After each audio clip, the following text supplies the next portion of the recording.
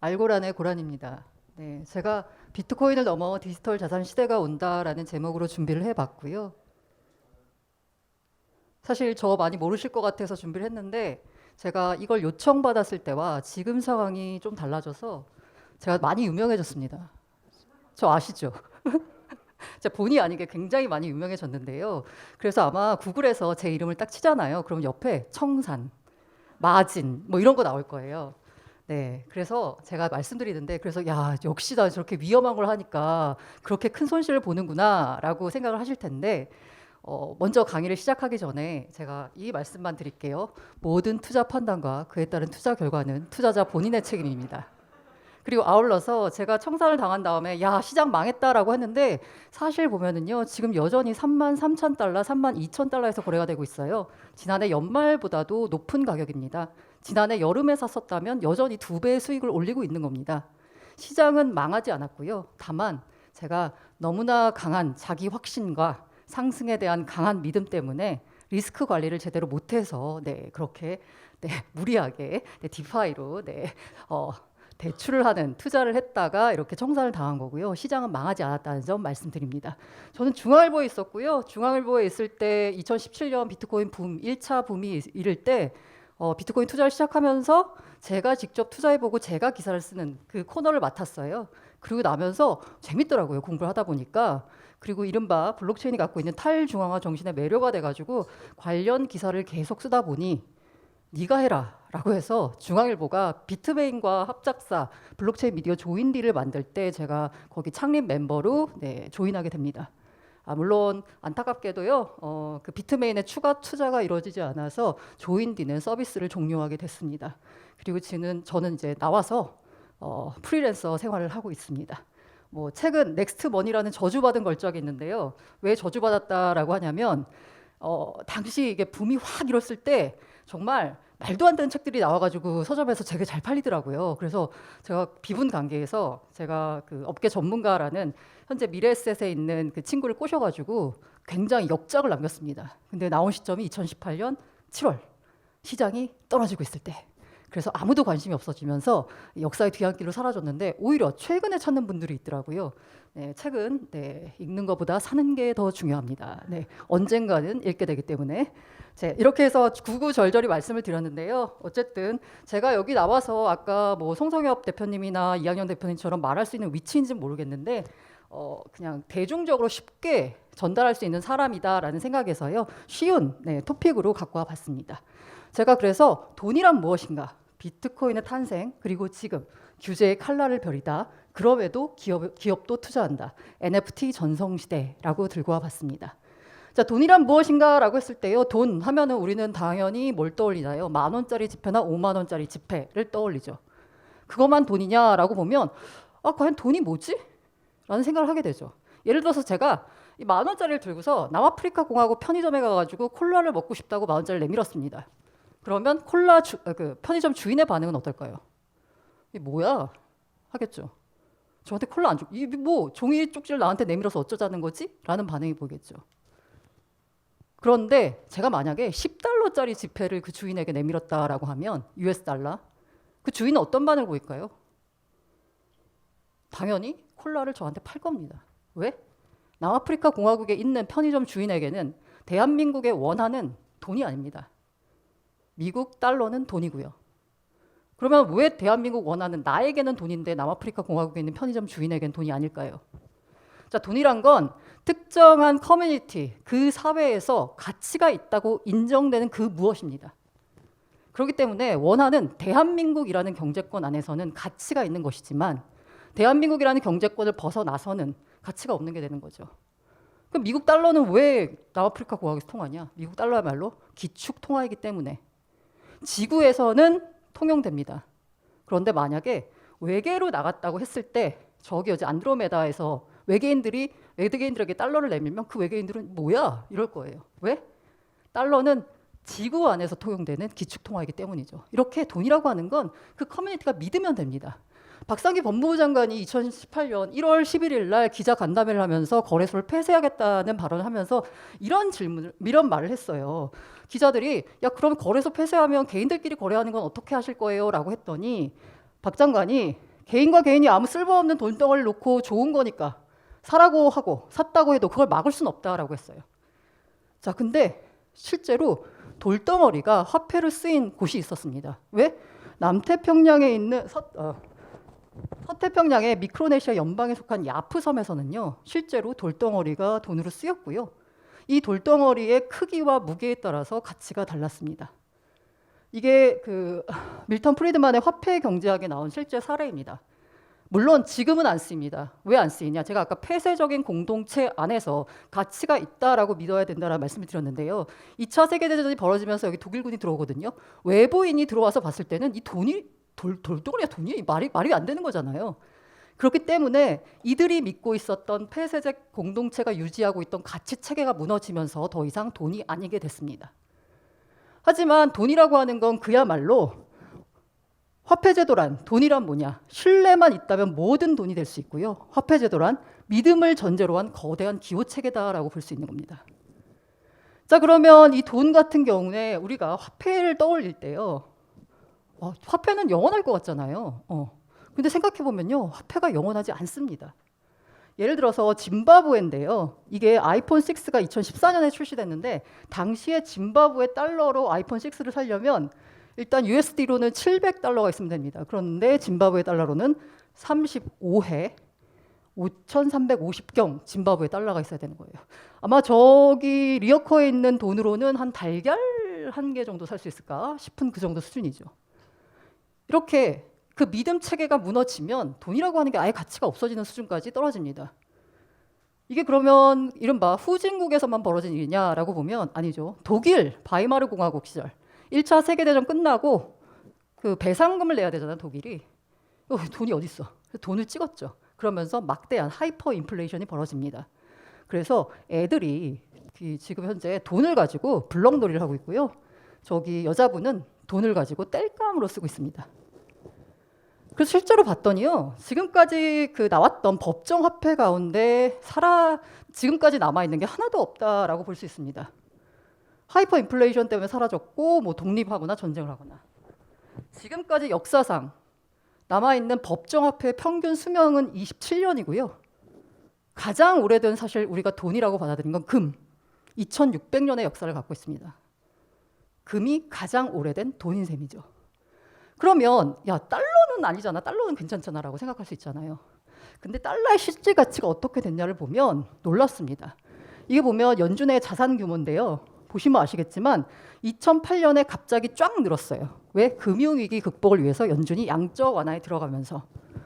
그래서 이렇게 늘어난 자산을 좀 줄여야 되는데 어쨌든 간에 점진적 늘다가 2015년부터 조금씩 줄이기 시작하는가 싶었는데 2020년에 코로나 터지면서 다시 늘었습니다. 4조 달러 정도 됐었는데 1년 사이에 7조 달러로 늘어났습니다. 이렇게 돈을 무지막지하게 풀었어요. 이렇게 푸니까 어떻게 됐냐? 달러 가치가 떨어졌습니다. 1971년 닉슨 쇼크가 와서 금태환이 금지된 이후에 달러 가치를 보자면요. 계속 떨어졌어요. 그런데 아까 제가 여기서 보여드린 것처럼 이렇게 막대하게 거의 한 75%에 되는 돈을 1년 사이에 더 풀었는데도 불구하고 달러 가치가 지금 유지되고 있는 건 쉽게 말해서 이 미국이 푼 달러를 전 세계 사람들이 골고루 인플레이션을 나눠 갖고 있다라고 보시면 됩니다. 미국이 인플레를 75% 갖고 가는 걸 대한민국도 일본도 저기 어디 중국도 다 고루고루 갖고 가니까 달러가 풀림에 따라서 나타나는 인플레이션이 바이마르 공화국이나 짐바브웨에서 나타났던 하이퍼 인플레이션으로 발현되진 않는 거죠. 그리고 이제 비트코인 얘기를 해보려고 합니다. 비트코인 언제 나왔냐? 2008년 10월 31일 사토시 나카모토라는 사람이 이른바 사이퍼 펑크들한테 비트코인 100서를 보냅니다. 내가 이런 아이디어가 있어 라고 보냈어요. 그리고 2008년 9월에는 아시다시피 리만 브러더스가 파산을 하면서 2008년 글로벌 금융위기가 시작됩니다. 기존의 금융 시스템에 대해서 문제를 제기한 거죠. 시스템 위기를 극복하기 위해서 연준이 택한 방식은 돈을 푸는 방식이었고요. 그렇기 때문에 비트코인의 목적은 뭐냐면 여기 보시면 아시겠지만 without going through a financial institution, 금융회사 못 믿겠다는 거예요. 금융회사 믿지 말고 금융회사를 통하지 않고 peer-to-peer, P2P 방식으로 거래를 하자. 그래서 처음에 나왔을 땐 일렉트로닉 캐시 시스템, 전자화폐 시스템으로 비트코인이 등장했습니다. 그리고 이게 금융위기에 대한 반성인지 아닌지에 대해서는 사실 사토시 나카모토라는 사람이 사라졌기 때문에 알 수가 없어요. 다만 2009년에 나온 첫 번째 블록 안에 Chancellor on brink of second bailout for banks에서 은행에 대한 두 번째 구제 금융을 기다리고 있다라고 하는 문구가 들어가면서 금융위기에 대한 반성으로 비판으로 비트코인이 나왔구나라고 추정할 수 있습니다. 그런데요, 문제는 뭐냐면 처음에 사토시가 내놨을 때는 일렉트로닉 캐시 시스템을 꿈꿨어요. 근데 비트코인의 여러 가지 문제로 인해서 가격이 변동이 되고 결제와 블록 생성에 10분이 걸리고 이런 여러 가지 문제들 때문에 사실 지금은 캐시라기보다는 자산으로 자리매김했습니다. 그 자산, 그래서 골드와 비슷하다, 금과 비슷하다라고 해서 지금 현재 비트코인의 다른 말은 디지털 골드로 불리고 있습니다. 그렇기 때문에요, 이 골드라고 하는 거, 자, 금이라고 하는 게 왜 가치가 있을까를 보면, 야, 금은 금리도 만들고 금 반지도 만들고 금 귀걸이도 만들고 쓸 데가 있잖아 라고 하잖아요. 그런데 그렇게 금의 사용 가치만으로는 지금의 금 가격 상승을 설명하기 힘듭니다. 금의 가격은 두 가지 가치로 구성되어 있습니다. 하나는 사용 가치, 하나는 투자 가치. 사용 가치는 그야말로 우리가 쓰는 거죠. 그러면 어떤 특정한 위기 상황에서 금값이 50% 올랐다라고 했을 때 과연 그 금을 사용하는 수요가 50% 올랐기 때문에 가격이 올랐을까요? 아니죠. 투자 수요가 늘었기 때문에 금값이 오른 거죠. 비트코인은 어떻게 보면 금 가운데 금은 금인데 사용 가치를 빼버리고 순수한 투자 가치만으로 구성된 금이라고 볼 수 있습니다. 금이 왜 가치가 있어? 그건 사람들이 2600년 동안 믿었기 때문이에요. 2600년 동안 믿음 때문에 금이 가치가 있다에 대해서는 아무도 의심하지 않지만 비트코인은 고작 탄생된 지 한 11년 됐기 때문에 그 가치를 믿는 사람들이 적을 뿐더러 가치에 대한 믿음도 흔들립니다. 믿음이기 때문에요, 최악의 경우 가치가 0이 될 수도 있습니다. 그리고 그게 아니라고 생각하는 사람들은 지금도 투자를 하는 거죠. 그리고 놀라운 사실은 제가 아까 이게 자산이 됐다라고 하는데 엘살바도르 같은 자국 경제권이 없는 나라에서는 비트코인을 법정화폐로 택했습니다. 이 나라는요, 자국 통화가 없어요. 2000년에 사라졌어요. 그리고 달러를 쓰고 있습니다. 그러니까 달러 시스템에 종속될 수밖에 없으니까 뭐라도 하자라고 해가지고 비트코인을 법정화폐로 택한 거죠. 실제로 이게 법안 내용입니다. 이게 잘 못 읽겠어가지고 이렇게 제가 구글링을 돌렸더니 이게 엘살바도르 의회 홈페이지거든요. 그 보면서 세계 최초의 나라 엘살바도르 하면서 62표에 손을 들고 일반 조건으로 승인이 됐다라고 하면서 비트코인 법이라고 총 10개 항목으로 구성된 비트코인 법을 발효를 합니다. 그리고 9월부터 실제로 법정 화폐로 되게 됩니다. 자, 근데 여기가 제가 말씀드렸잖아요.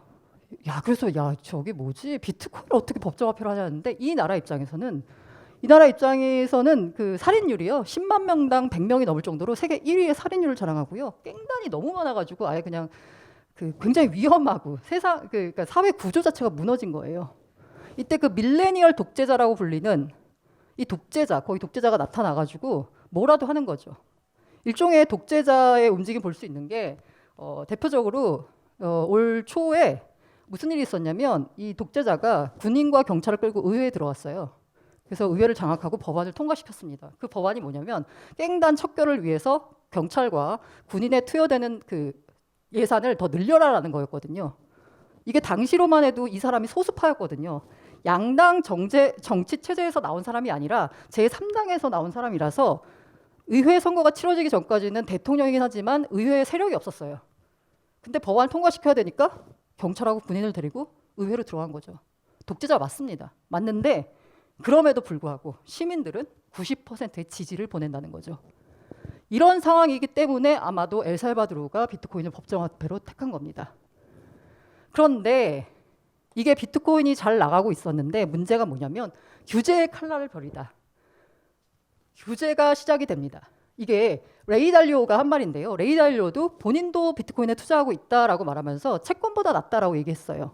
근데 이분의 인터뷰에서 인상적이었던 게 뭐냐면 비트코인이 성공한다면 정부가 이를 죽이려 할 것이고 성공할 수 있는 힘이 크기 때문에 비트코인의 가장 큰 리스크는 성공하는 것이 아닌가 의심된다라고 했어요. 다시 말해서 비트코인의 최대 리스크는 그것이 성공하는 거다. 비트코인이 잘 나갈수록 저거 아무것도 아니네라고 생각했던 각국 규제 당국이 이거 봐라 라고 하면서 뭐라고 할 수 있다는 거죠. 대표적으로 터키 같은 곳이요. 암호화폐를 결제 수단 사용을 금지했습니다.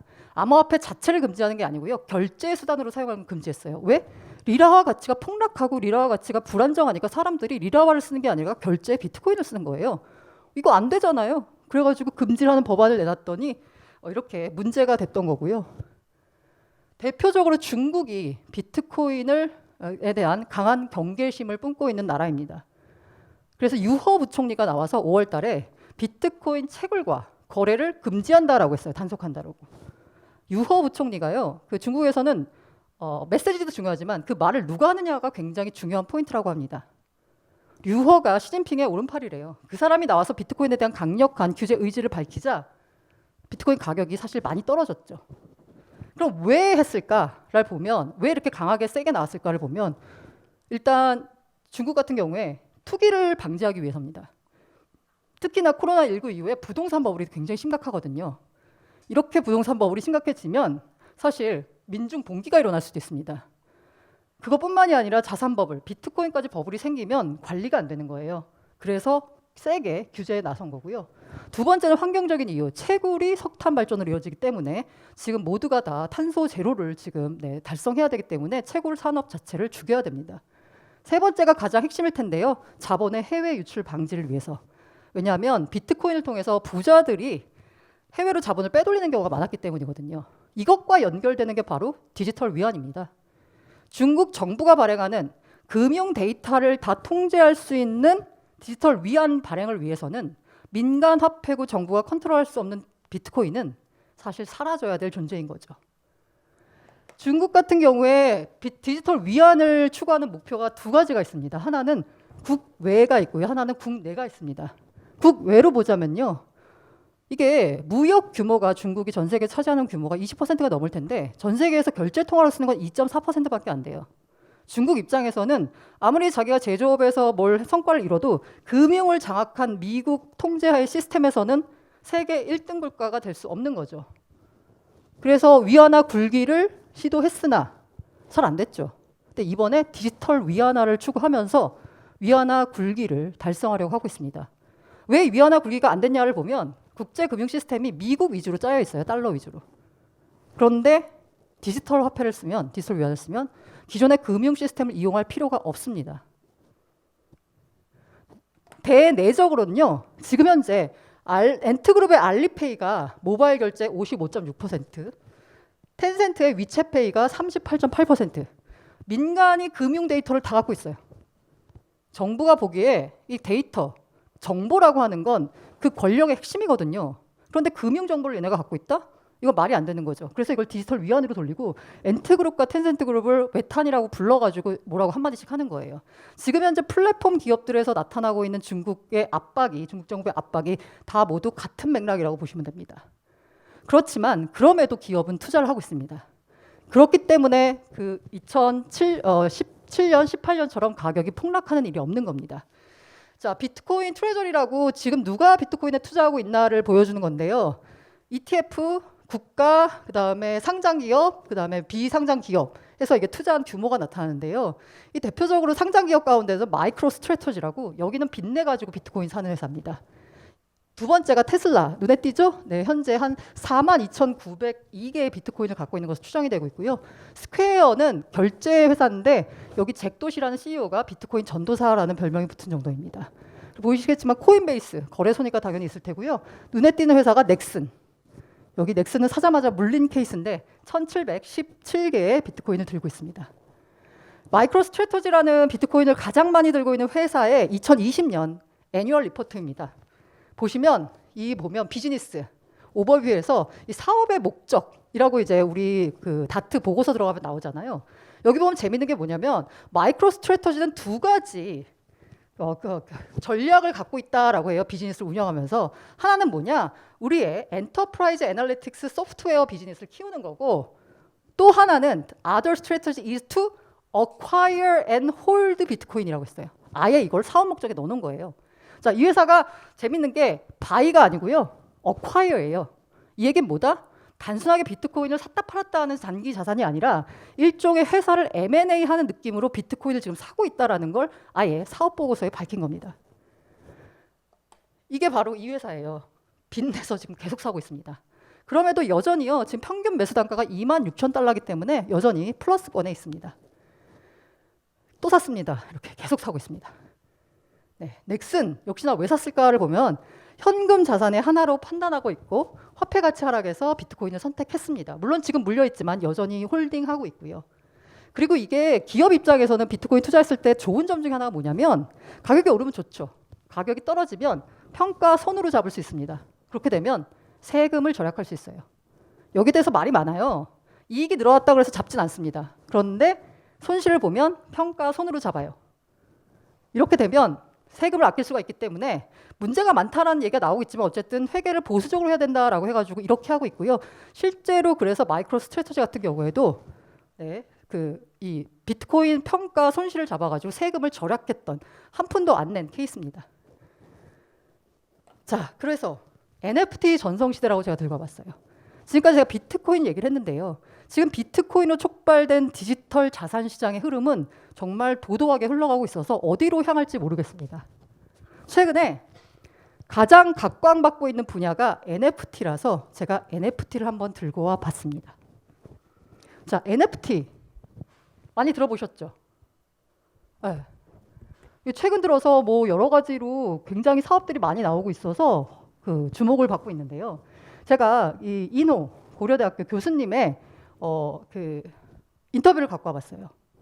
인터넷이 정보혁명이라면 블록체인은 자산혁명이다라는 거예요. 블록체인의 핵심은 자산 직거래 플랫폼이고, 플랫폼상에서 모든 자산이 토큰화돼서 유통되는 토큰 이코노미 시대가 도래할 거다라고 했어요. 자, 그럼 어떤 자산이 토큰화되냐? 지적재산권, 콘텐츠, 증권 등 보이지 않는 자산도 토큰화할 수 있다라고 얘기를 했습니다. 자, 그래서요, 만약에 모든 자산을 다 토큰화가 가능하다라고 하면 엄청난 일이 벌어집니다.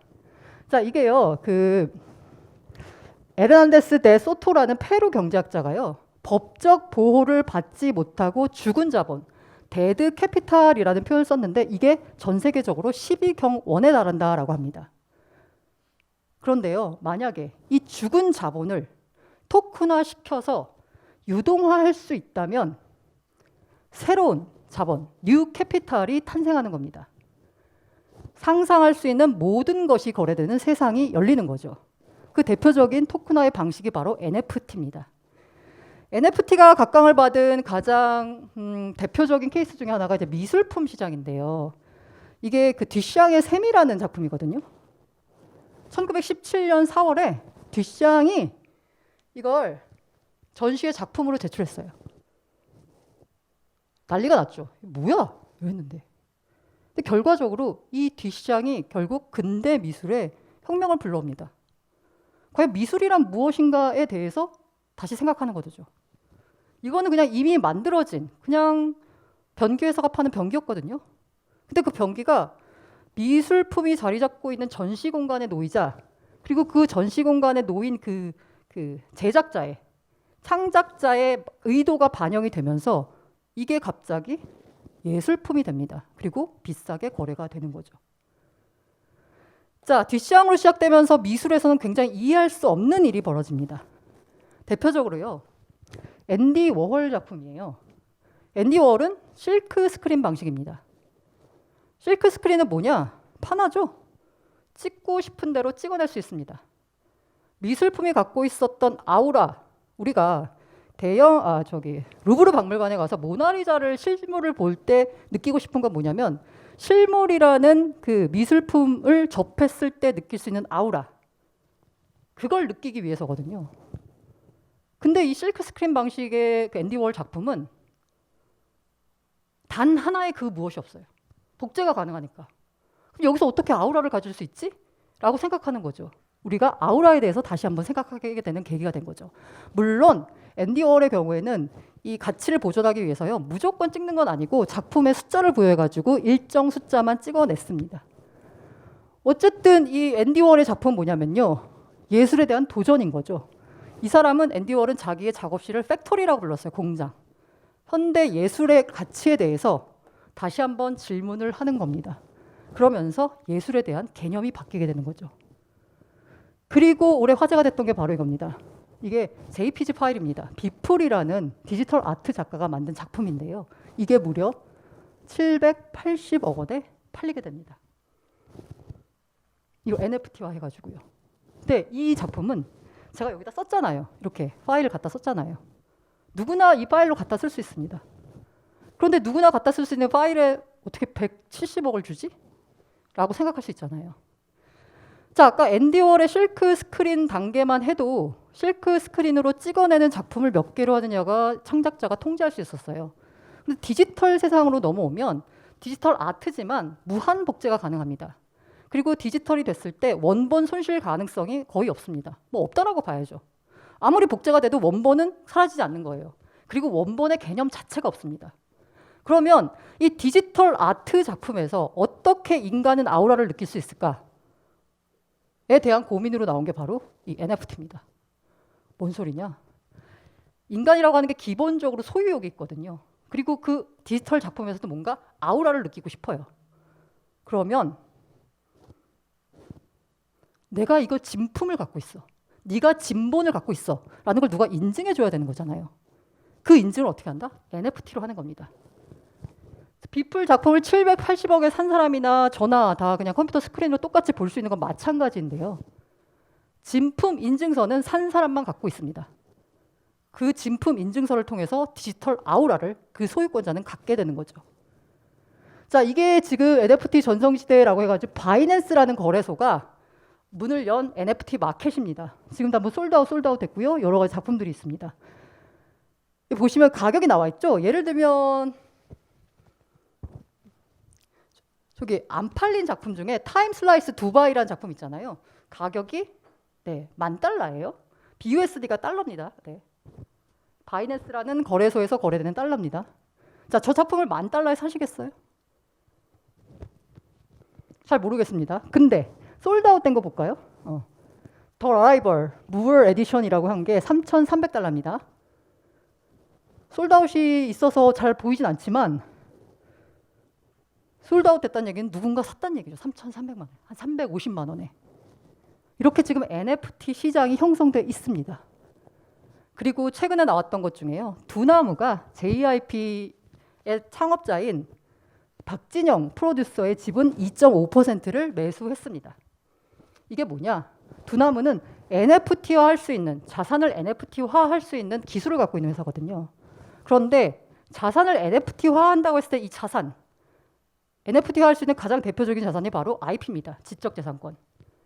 그러면 IP를, 컨텐츠를 갖고 있는 회사와 협업을 해야지 경쟁력이 있는 NFT 상품을 내놓을 수 있는 겁니다.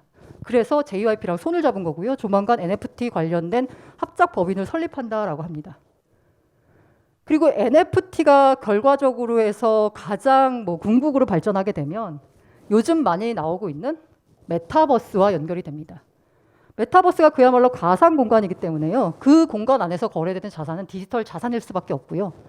그 자산 안에서 디지털 자산이 복제가 될 우려가 있기 때문에 복제 위험을 방지하기 위해서는 그 해당 자산에 고유의 값을 부여하는 NFT가 각광을 받을 수밖에 없습니다. 메타버스와 관련된 메타버스를 이해하기에 가장 좋은 영화가 레디 플레이 원이라고 하는데요. 스필버그가 만든 영화인데 이걸 보면 메타버스에 대한 이해가 많아진다라고 해요. 지금 현재 보면 그 메타버스 안에서 로블록스였나요? 구찌 백이 300만 원 정도에 팔리는 일이 있었습니다. 실제 가방이 아니고요. 그 NFT 된 구찌 가방이 메타버스 세상에서 팔리는 시절이 왔거든요. 그리고 어떻게 보면 우리의 일상이라던가 아니면 아까 그 이학년 대표님도 원격 근무 생활을 말씀드렸는데 이 원격 근무가 더 한 단계 발전하게 되면 결국 메타버스 속에서 사람들이 일하는 게 되는 거예요. 각자 자기의 자리에서 메타버스 안에 들어가서 만나서 회의하고 일하고. 줌을 통해서 회의할 때 사실 좀 약간 답답한 부분이 있잖아요. 어쨌든 실제 만나서 하는 것과는 좀 얘기가 다르니까. 그런데 만약 메타버스 상으로 완전히 워크플레이스가 넘어가면 달라지는 얘기가 되는 거죠. 그러면 그 메타버스 상에서 자산은 어떻게 거래되느냐? 디지털 자산으로 거래가 되게 됩니다. 실제로 그래서요, 최근에 비트코인 가격은 계속 박스권에 머물고 있습니다. 그런데 NFT 관련 테마 코인들 가격은 오늘도 30%, 40% 급등했습니다. 메타버스와 NFT가 지금 가장 핫한 주식시장과 코인 시장의 테마로 떠오른 거고요. 제가 앞서서 뭐 투자 판단 투자자 내 몫이라고 했고 이하영 대표님도 좋은 말씀 해주셨는데요. 저는 투자에서 성공하는 가장 쉬운 방법은 시장이 오를 때 사야 된다. 시장이 좋을 때 그 시장에 참여해야지 먹을 수 있는 확률이 많습니다. 시장이 나쁠 때는 먹기가 힘들어요. 그러면 지금 좋은 시장은 어디냐? 사실 미국 주식시장입니다. 코인 시장이라고 말씀드리기가 어려워요. 하지만 코인 시장은 사기니까 뭐 일방적으로 배타적으로 밀어내기보다는 이 시장은 어떻게 형성돼 있고 이 시장에서는 어떤 그 가능성이 주목받고 있는지를 평소에 잘 공부를 하고 계시면 나중에 이 시장이 좋을 때 투자 기회가 왔을 때 투자해서 자산을 불릴 수 있는 기회로 삼을 수 있지 않을까 합니다. 지금까지 비트코인을 넘어 디지털 자산으로에 대해서 강연 드렸습니다.